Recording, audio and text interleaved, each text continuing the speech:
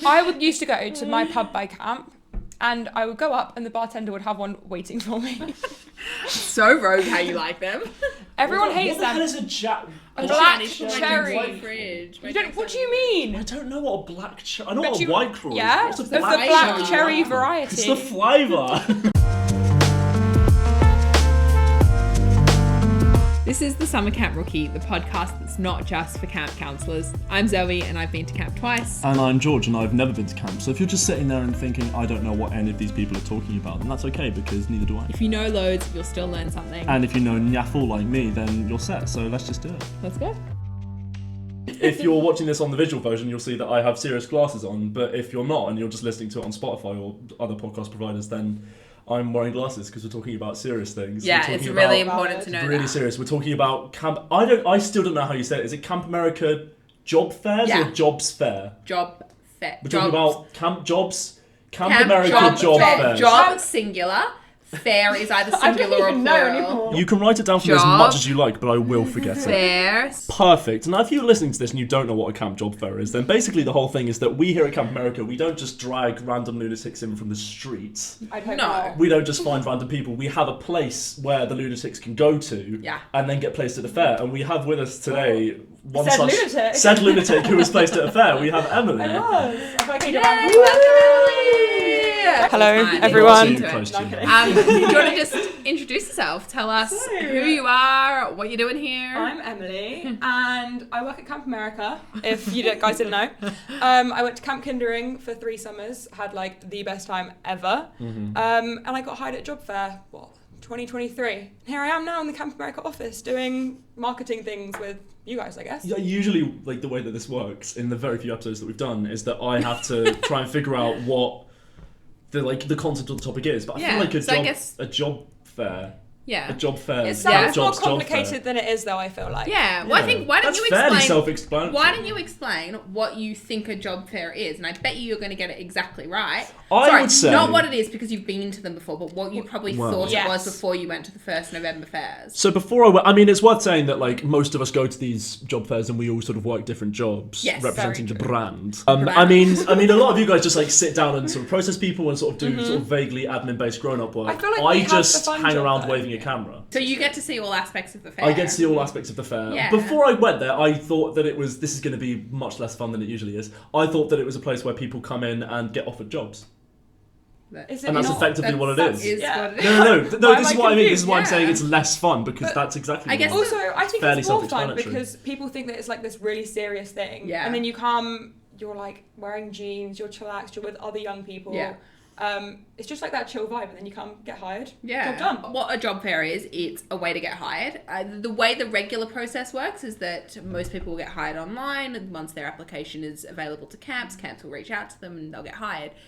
But a job fair is a chance to get hired in person. So we will fly out US camp directors. Camp directors, people who direct the camps. Yeah. So sometimes it'll be actually camped. I'm learning. Oftentimes you actually end up speaking to Brits. They'll send people that they trust, 3rd year, 4-year returners from camp, that you might get hired by them instead. And that also feels quite relaxing because they've probably been in your position. Yeah. Like, they know what it's like as an international staff member. Exactly. So it's kind of comforting to be like, oh, like, you're not a crazy person. Like, you've done this all before. You know what you're doing. Exactly. I mean, it's worth saying that, so obviously you went to a camp job fair. I did. This is true. No way. Is that why you're on this podcast? Crazy. If you could potentially, Emily, if it's not too taxing, walk us through how you found out about the camp job fair and why you decided to go to said job fair. The reason I went is because my brother really, really wanted to go. I obviously knew what it was, and I looked it up online. I had signed up, obviously, put my email in.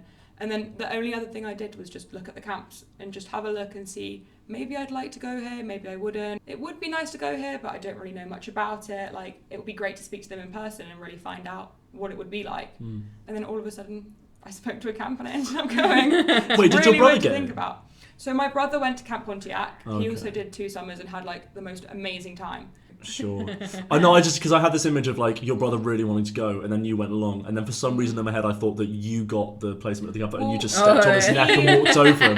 He did not. No, it's okay, I'll just stay in London, you're just going to have a good time. He was like desperate to go to Camp Pontiac. He'd seen it on social media, like he knew that was the camp for him, which is amazing because sometimes it happens like that. Whereas me, I kind of looked at the more niche camps that didn't necessarily have the like online presence kind of thing, which was great because I had the most amazing time, and I wouldn't have seen that if I just searched like Camp America on TikTok. No, my brother did not want to go to camp with me. Like that was for sure.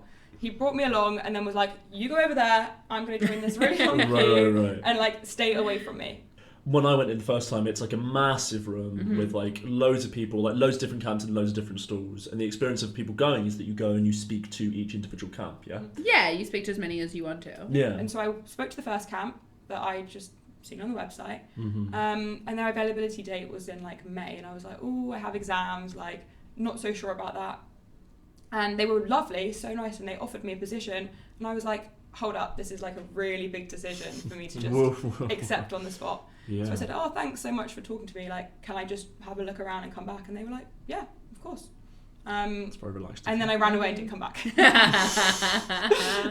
Which is fine, because then I spoke to my camp and I went up to them and got a really good kind of feel for the camp. Yeah. And also their start date was in June, and I was like, oh, it gives me more time to like actually finish uni, go home, pack away my stuff. Yeah. And then I think the other thing is like, yeah, you had your shortlist and you knew who you thought maybe you'd want to go to. And then you approach them and realize, oh, maybe that's actually not the right fit for me. And like, it's just such a good way to get that real feel for who the camp is, who your director's going to be, how you're going to relate to them, like how well you fit in with this camp. There's just more opportunity to do that. It's just more personal, I think. It's way more personal. Camp directors want to get to know you, but also it's important for you to get to know the camp. Yeah. Like, it kind of works both ways, where you want to make sure it's a match. Kind of like a dating app. Exactly. Kind of. But it's not a dating app. It's not. But like, we want to get this on camera. It's not a dating app. There's no funny, shady business going on. I hesitated to say that, but I was like, it's no, true. It's okay. Like, it is. No. You want to be like the perfect match for each other, right? It's a great analogy, actually. It's like, yeah. How would you describe your experience at a job fair? Like, get to the job fair, you turn up at the QE2, and what happens? Talk us through. I was like, oh my gosh, this is a lot of people. Like, this is a much bigger thing than kind of what I thought it would be, having not had an application or anything. Yeah. I'd recommend get there early. And then I just didn't realise the amount of camps. Like, I'd seen it on paper, but like the room was massive. I kind of had to work out like where I was going. I remember I walked just at a massive circle round, being like, oh, like I recognise that name, I recognise that name. I approached a camp. There was a couple people like... So approaching camp makes it sound like a sort of predator, so I approached the camp. I can actually remember slowly behind them. I walked up to this stall. There was like a scary like old man person. There's obviously a camp director. Come to our camp job fair. But then there were also, you mean scary old man. Scary old man. But there were also remember who the person is. I mean, we shouldn't name them after that. There was a camp director and he was speaking to someone, but then there were also two younger looking people, and then I walked up and then there were these two people representing the camp that were there, and I was like, oh hey, like I'm here. And that's no, I can imagine that. I walked up, they were literally like, hey, we're camp so and so, like what job are you looking for? And I said, hey, I have no idea. Like literally, because I hadn't even like made an application, I hadn't put my skills down or anything. And then we're like, what would you envision yourself doing at camp? And I went, oh well, I really enjoy working with kids. I've got experience in childcare, and I also really like arts and crafts. Like, I'd be quite confident kind of doing that. That's so interesting. Knowing you, I could not picture you as an arts and crafts person. Oh, neither can I. And honestly, like, now thinking about it, I'm quite glad I said no. Yeah. But at the time, kind of not knowing all my different options, because I obviously hadn't signed up before, I was like, oh, I quite like doing arts and crafts, and I quite, like, that could be something quite nice and wholesome. But that's the benefit of the fair, is that you get to have that conversation, and then you get to jump to the next person, have the next conversation, and see what...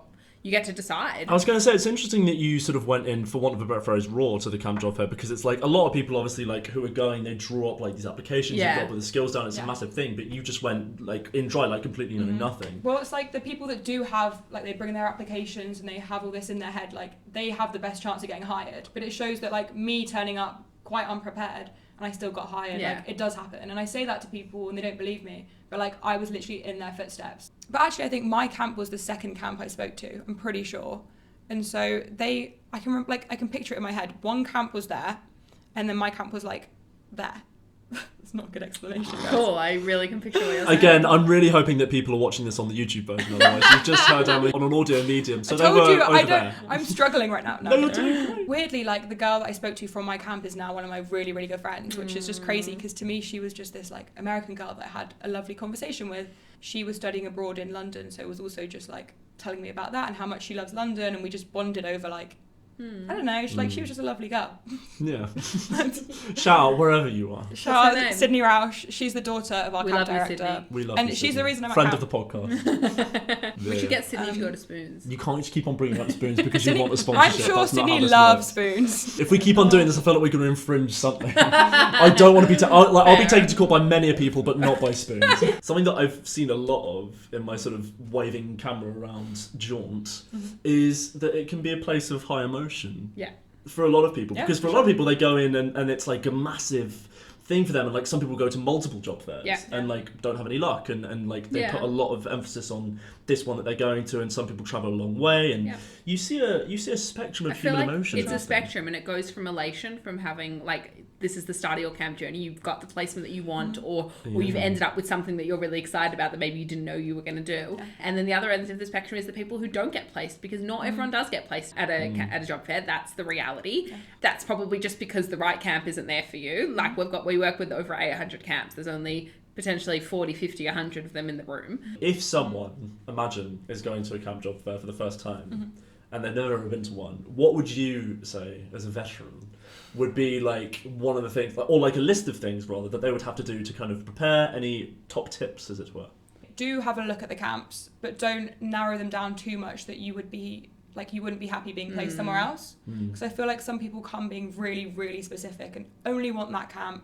And it's amazing if you do get hired at that camp, but there are so many good camps. Yeah. A lot of what we see, unfortunately, is people have a really specific camp in mind. They don't get a placement there because of whatever reason. It might be the camp's full, it might be you just don't have the right skills for what they're hiring for, whatever the reason might be. It won't be personal. But then people just walk straight out. So we Emily and I both work the door. Someone back in. Stay in there and talk to other camps. There are so many opportunities out there. You just got to find the right fit. Much like life. I mean, Sean, who we've had on here, or are we going to have on here? We're going to have next. I don't know how time's working. Say again, Sean, who we're having next episode. Yeah. Hang on. So Sean, who we're having next episode, is, at the last job fair, he was on the... No, it's okay. A-level drama. Come on. Are you about to say A-level drama? Yeah. Are you about to say something about how in the future Sean says this in his episode? No. I can see a projection, a prophecy. It's because him and Sean are married. He just knows already what they're I was going to talk about Sean's experience on the help desk. Yes. Okay. I knew that. Okay. You can say, That's fine, because you're here, but I'm doing it for the benefit of them. Okay. Hang on. So Sean, who we're going to have on an episode next week, he, at the last job fair that I went to, which was in Glasgow? No, not the Glasgow one, the London one. London, He was at the big London one, and he was working the help desk. And I remember like sort of swinging past him like multiple times. And he, like, I mean, God bless everyone who like went up to him, because he's a very, very helpful bloke. But he did tell me like a lot of stories from a lot of people. There was some tears, which can happen. There's loads of tears. Yeah. It's a highly emotional day in every way. It's hard to navigate, really, and then knowing that you're on the other side and working for Camp America, you just want everyone to like be placed and be happy. Like, I just want everyone to have a good time. Because we had such a good time. What's the main girls thing? I just want to. I have no idea. Cake with you're asking the two wrong people. What is it? You must know. She doesn't even go here. No, not that. I can't help it that I'm popular. What was I about to say on October 3rd? He asked me what day it was. You can just have this be like a 3-person reenaction of Mean Girls if you want. As a participant, you are experiencing a job fair in the same room as everyone else who are going through the same things. So you're not the only one who's nervous, you're not the only one who's sad, you're not the only one who's happy. Like, everyone there is experiencing it, and it's really important to remember that. I think like you're all going through the same thing, and camps are aware of what you're going through. Camps are aware of how nervous everybody is. These days we're handing out t-shirts at the fair as well, so you get your Camp America t-shirt there. That's a good reason to come to the fair. Absolutely. Just honestly, I would come just for the t-shirt. Really We're cool drawing t-shirts people in with free t-shirts. No, but like, I love my Camp America t-shirts. Like, I have one from each summer I went. It shows you the generation. I've got 2, and I've never even been. No, they gave me 2, and I genuinely, the first time I got a Camp America t-shirt, I think it was it was in the summer. It was like before I went to the first one, and they just gave me this T-shirt, and they went, "Oh, this is yours now." And I felt a bit like not in like a dirty way, but you're fake. That's what it is. No, I know. And if you don't have a placement, that's also okay. You speak to our team. We'll help you with next steps. We'll make recommendations. There's always more opportunity online. Yeah. I just think whatever you bloody well need, mate. Even if you get placed, amazing. Speak to our team. If you don't get placed, I think you should also speak to our team because everyone has such good advice. Like most people that work for Camp America, apart from you, have been to camp and they kind of know like from their experience what works and what doesn't. You are going to have different advice to me and like other people, like I don't know, like everyone just has their own experiences. Just gesture to me and go other people. Like other people not so much. Dismissive. I'm going to have very different advice. Don't just like speak to one camp and walk out and leave. Like do speak to our team and see what will work best for you and then I think it's worth saying you've got to fight through that British bashfulness. Yes, you've got to self-deprecating. Fake it till you make it, honestly. Because being yourself up isn't something that we as a nation are very good at doing. Yeah, I think that you've got to kind of take on that American persona. Take your lead from the people that you're chatting to if you're talking. Don't to do Americans. The accent though, because I don't think they enjoy Don't do the accent. You don't have to have specific experience. A lot of people that come on this podcast are going to tell you that they've got childcare experience. You don't have to necessarily have childcare experience. I was lying the whole time. No. I actually did, but like, I was a child once. Facts. Did I make it seem like? And I cared for myself, mum and dad. I am Matilda, if you didn't know. Yeah. No, because like I did have the experience. I promise. I didn't have to put this without me sounding really bad. I sold myself well, like I did. I had the confidence and I was very much like, I would be a great fit for your camp. Like I was very kind of determined on that fact. Yeah. And they asked me loads of questions and I fought for myself, really. I was like, I could really see myself doing this. Yeah. And sometimes I'll be like, oh no, like, no, not for you. No. But in my case it worked. And you know what? It was because I was confident. Yeah. Like even if I wasn't on the inside, I was on the outside. 100%. And hey, listen, that's the main thing. The day before I was like, literally, can I swear? Go for it. I was myself. Very, very well pronounced. I got scared. I was absolutely myself. I got scared. That is the idea. Bleep it out. You got to put like. As long as you don't say the C word. Just not like. On what we were saying, I think you don't necessarily have to have specific experience. If you're going for a specialty role, maybe you probably, if you're telling them you know how to play basketball, you probably actually want to know how to play basketball. If you're a qualified lifeguard, the thought of someone like going to and being like, no, I'm great at basketball, and then getting on the court and then being like, where are the sticks? I was in the netball team, and I put gymnastics on my application. Was I? I put gymnastics on my application. I stopped doing gymnastics when I was like 4 years old. Yeah. Also show them who you are as a person. Personality. Don't just say, I played basketball for X amount of years and I won 4 MVPs and I've babysat this many times and all of this stuff. But talk about who you are as a person because that's who I've they babysat really so care many about. babies.